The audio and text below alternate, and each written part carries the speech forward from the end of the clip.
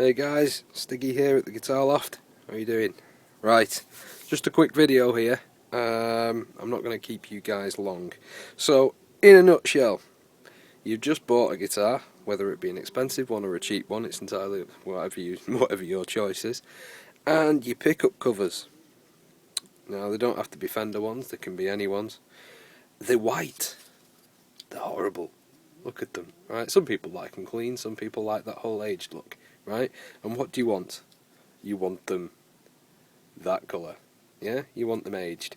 Now, there's loads and loads and loads and loads, right, of ways. People say put them in coffee, some people say put them in tea, some people say put them in the loft for 6 months or whatever, but let's face it, you want to play a guitar and you want them done now. Now, I know what you're going to say. You're going to say, oh my god, Stiggy's got his cigarettes out again.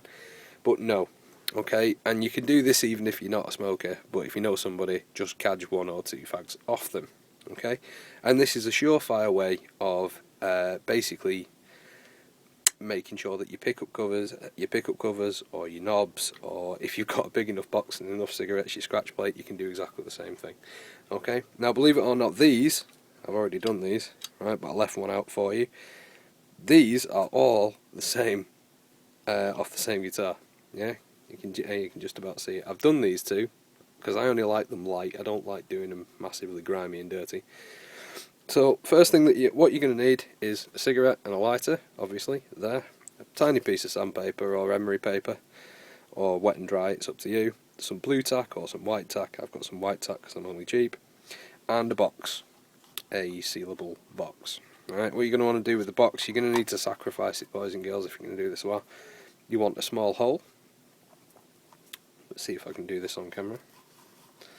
Right, helps if you actually light the cigarette, but I'm not going to waste it. Okay, light the cigarette. Obviously light the cigarette once you've done all these bits, but get yourself a wiggly worm, and you want to put a wiggly worm seal around that cigarette. You want to try and push that butt in all the way up to the cork, all the way up to the butt. Anyway, but you get the idea. That's what you want to do. The next bit is, it won't work if you just put your knob in there. Knob, right? It won't work because we all know smoke rises, okay? So what you want to do, flip your lid upside down, put whatever you want on the lid, like this. So I want that there. A little bit wider, Steve, a little bit wider. Alright, like that. Still a little bit wider, guys. You get the idea? Yeah? So get your knob. No, your guitar knob, boys and girls. And do the same. So you're almost ready to roll now. So what you want to do, you want to light your cigarette. Alright, make sure it's not touching the bottom. Make sure you've got a nice tight hole there. Right up to the cork. Flip your box upside down. If you've got a seal on it, put your seal on it, okay? Right, and because you're getting oxygen through the cork, here, it doesn't really matter about what's in here, but all the cigarette smoke and all the nicotine is basically going to raise up,